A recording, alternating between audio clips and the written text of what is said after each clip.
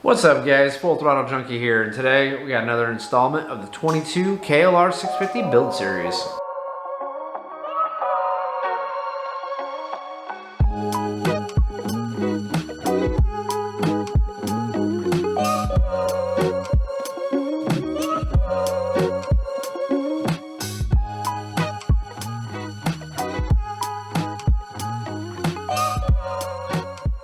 Today we're going to be installing the Blueskysea B2M motorcycle dash camera.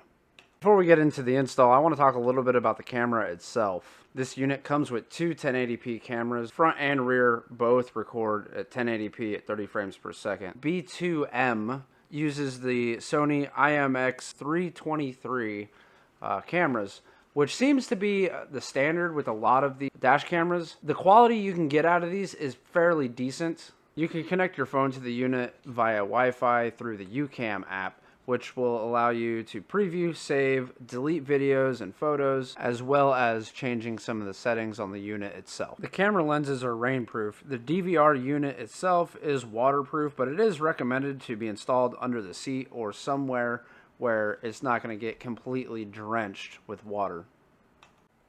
Couple other features of the unit: it has a GPS sensor, which will tell you your speed, as well as a wired controller that also has the microphone and a button on it that you could take pictures and to start and stop the recording. And with all that being said, let's go ahead and dig into getting it actually installed. Installation of the unit is fairly easy. You have 3 wires that you have to hook to the bike, which is your accessory, a battery, and ground. So before I dig into anything really too deep, I always like to kind of see where I want my equipment to go and make sure, see where things mount and stuff like that without actually mounting anything just yet, just to make sure that I can run my cables and everything. So this kit comes with a handlebar mount with a GoPro style mount for the unit to sit on. Now I'm going to be using a different mounting setup with just a regular GoPro mount up on the dash. That way this will sit behind that little top bar. Alright, so I have a GoPro mounted back on the bottom here where I normally put my GoPro facing out, but I'm not going to be running a GoPro there anymore because I will have this dash cam unit. So I went ahead and put the GoPro mount together, and it's going to screw into the bottom of our dash cam. Alright, I'm going to go ahead and get the seat unmounted as well as the tank. Alright, now we got the tank and the seat off, we can start running our wires for the power to run the dash cam. Alright, so we have our power control unit here. I went ahead and placed a piece of double-sided adhesive tape on it. I think I'm going to run it right here underneath this ground wire. So just get the wires pulled through on which way I want them to run. And I'm not going to stick it just yet. I just want to make sure it's going to fit in there nicely. And then our power wire for the unit will run up here along with these wires up underneath the tank. Alright, so we have our 3 wires. We have yellow, black, and red. And the yellow wire is going to go to the positive side of the battery. Black is obviously your negative, and red goes to switched power. I'm going to go ahead and get these wires tucked away, cleaned up, and everything wired up nicely. So I'm just going to go ahead and add in another fusible link. Find a fuse that is accessed through the ignition. You know, when you turn the key on, it shuts it on and off.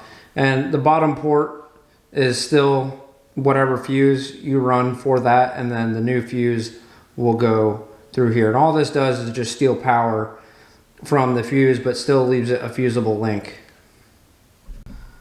So I went ahead and decided to run a 10 amp fuse because just the camera unit, it's not going to burn, you know, it won't pull that much power. So I think 10 amp fuse with the 10 amp fuse hooked up to the brake slash horn. We'll see if that gives it any issues, but I'm pretty sure it won't. So If anything, if I need to, I can just move it over. But on the heated grips, I'm running a 10 amp fuse and then a 5 amp fuse, just to make sure that we don't have any issues and no melted wires. So everything goes through a fusible link, and this is a nice clean way to do it. So now I will solder and heat shrink these two together, plug it in, and then the power portion of it's done.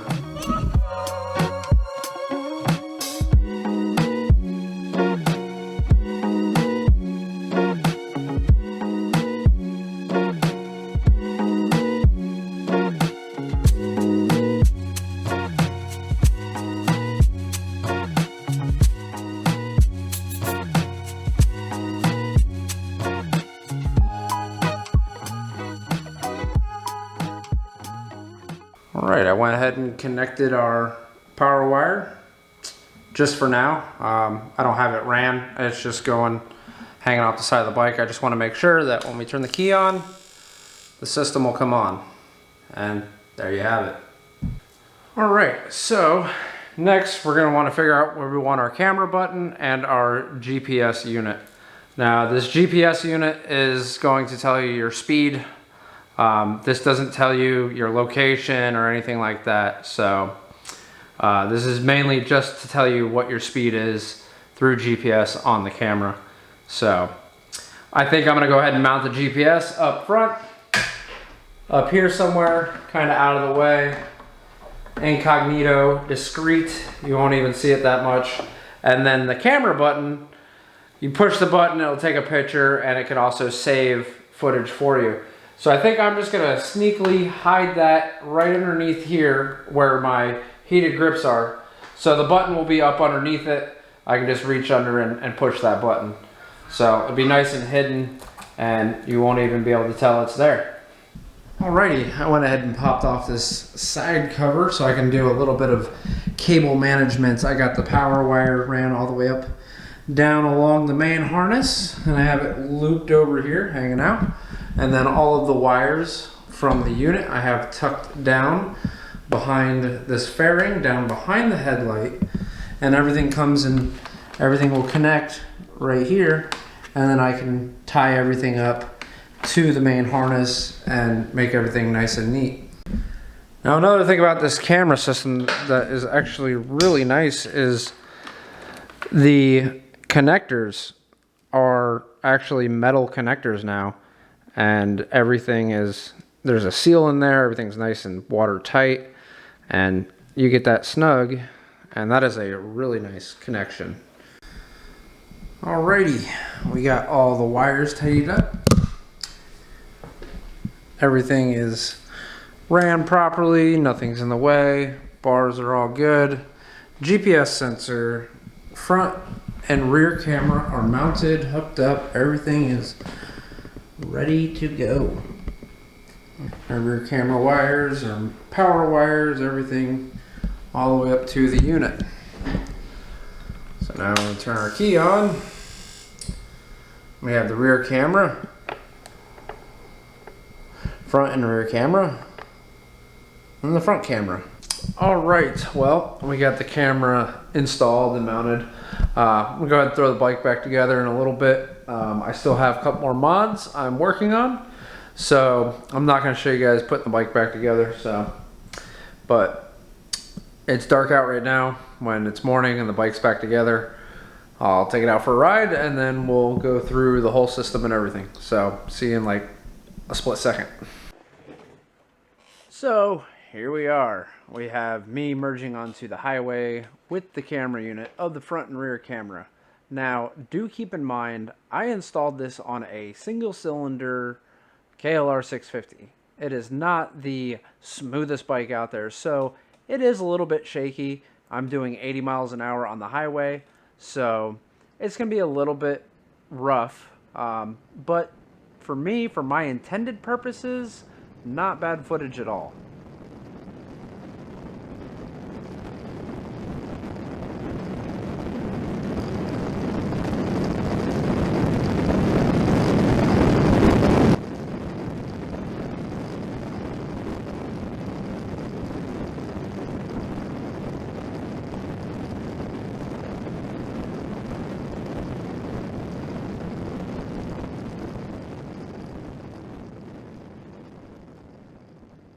So for me, the intended purposes of the dash cam is to have something that is recording all the time when I'm riding. So that way if something does happen, it is on camera, because anytime something happens, it's your word versus theirs, and the camera can't tell a lie. And I've been using this company, Blueskysea, now for a couple of years, and in the past they have sent me out cameras. This one I went and bought myself for the new bike, because it is a company I do believe in, and I will use them again and again and again. So, with all that being said, that's going to go ahead and conclude today's video. I want to thank you guys for following along, and if you enjoyed this, please give it a big old thumbs up.